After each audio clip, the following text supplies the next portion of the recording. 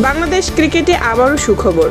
সাকিব আল হাসান আর সাইফ হাসানের পর এবার আবুধাবি টি-10 লিগে দল পেলেন বাংলাদেশের গতির ঝড় তাসকিন আহমেদ। ঠিকই শুনেছেন, দীর্ঘদিন ধরে ইনজুরি আর জাতীয় দলের ব্যস্ততায় সীমাবদ্ধ থাকলেও এবার আন্তর্জাতিক ফ্র্যাঞ্চাইজি লিগে তার জন্য খুলে গেল নতুন দরজা। কিন্তু এখানে আছে আরও বড় ড্রামা। দল পেয়েও কেন খেলতে পারছেন না নাহিদ রানা? জানলে আপনিও অবাক হবেন। চলুন জেনে নেওয়া যাক পুরো বিষয়টি বিস্তারিতভাবে। আজ রবিবার নর্দার্ন ওয়ারিয়র্স তাদের অফিসিয়াল পেজে ঘোষণা দেয় তাসকিন আহমেদ এবার তাদের স্কোয়াডে যোগ দিচ্ছেন। আবুধাবি টি-10 লিগে মোট 8টি দল খেলছে, আর এই টুর্নামেন্ট মাঠে গড়াচ্ছে 18 নভেম্বর, ফাইনাল 30 নভেম্বর।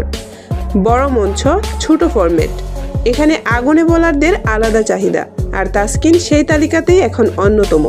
অন্যদিকে নতুন ফ্র্যাঞ্চাইজি রয়্যাল চ্যাম্পস ড্রাফট শুরু হবার আগেই দলে তুলে নিয়েছিলেন সাকিব আল হাসানকে।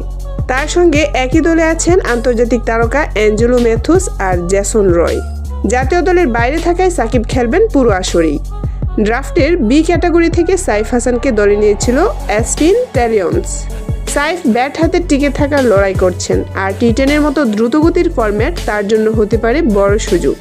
কিন্তু সবচেয়ে বেশি আলোচনার জন্ম দিয়েছে নাহিদ রানাকে নিয়ে সিদ্ধান্তটি। ড্রাফট সি ক্যাটাগরিতে ভিস্তা রাইডার্স তাকে দলে নিলেও শেষ মুহূর্তে বিসিবি অনাপত্তিপত্র না দেওয়ায় খেলতে পারছেন না তিনি। একদিকে তাসকিন, সাকিব, সাইফ খেলছেন, অন্যদিকে প্রতিশ্রুতিশীল নাহিদ রানা শেষমেশ বাইরে। ফ্যানদের মধ্যে শুরু হয়েছে নানা আলোচনা। বোর্ড কেন অনুমতি দিল না, ভবিষ্যতে আরেকটি সুযোগ পাবে কিনা, সেটি এখন বড় প্রশ্ন। এদিকে বাংলাদেশি খেলোয়াড়দের ফর্ম আর পারফরমেন্সকে সামনে রেখে টি-10 লিগে এবার বাড়তি নজর থাকবে, বিশেষ করে তাসকিনের দিকে। এই সংক্ষিপ্ত ফরম্যাটে দ্রুত স্পিড, টাইট লাইন আর বৈচিত্র্য, তাসকিনের অস্ত্র সবই আছে।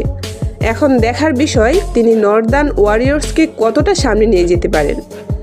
বাংলাদেশের 3 ক্রিকেটার যখন আলো ছড়াতে প্রস্তুত, তখন নাহিদ রানার না খেলা নিঃসন্দেহে হতাশার।